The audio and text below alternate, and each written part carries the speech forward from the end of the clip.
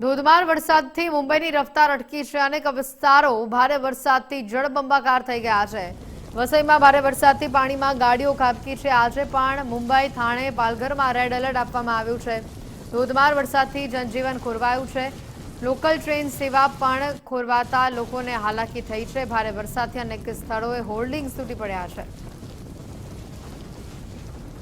મુંબઈથી વરસાદની તસવીરો આપ જોઈ રહ્યા છો। કેટલી જગ્યા પર હોલ્ડિંગ્સ તૂટી પડ્યા છે, કેટલી જગ્યા પર ઘૂંટણસમા પાણી ભરાયા છે, કેડસમા પાણી ભરાયા છે।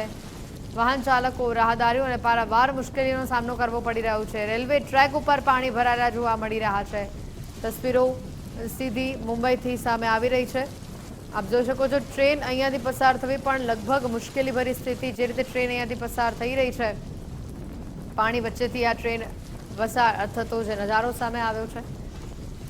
વધુ વિગતો સાથે સહયોગી મેહુલ અહીંયા જોડાઈ ચૂક્યા છે। મેહુલ, જે રીતે મુંબઈની અંદર ભારે વરસાદ થઈ રહ્યો છે અને વરસાદના પગલે ઠેર ઠેર રેલવે ટ્રેક ઉપર, જમીન ઉપર જે પાણી ભરાયેલા જોવા મળી રહ્યા છે, જનજીવન આનાથી પ્રભાવિત થયું છે, વિગતો શું? જી હેતવી, મુસળધાર વરસાદના કારણે ફરી એકવાર મુંબઈનું જનજીવન અસ્તવ્યસ્ત થઈ ગયું છે। મુંબઈ મેટ્રોપોલિટન વિસ્તારને જાણે વરસાદે બાનમાં લઈ લીધું। આખી રાત વરસાદના કારણે મુંબઈના રસ્તાઓ જળબંબાકાર થઈ ગયા છે। આંકડાની વાત કરીએ તો સૌથી વધુ વિક્રોલી પશ્ચિમમાં 10.5 ઇંચ વરસાદ ખાબક્યો છે, જ્યારે વિક્રોલી પૂર્વમાં પણ લગભગ 8 થી 9 ઇંચ જેટલો વરસાદ ખાબક્યો છે। ભારે વરસાદના કારણે મુંબઈની જે જનજીવન કહેવાય એ લોકલ ટ્રેનની વ્યવસ્થા પણ ખોરવાઈ ગઈ છે। હાલ મુંબઈની લોકલ ટ્રેન જે અડધો કલાક જેટલી મોડી ચાલી રહી છે।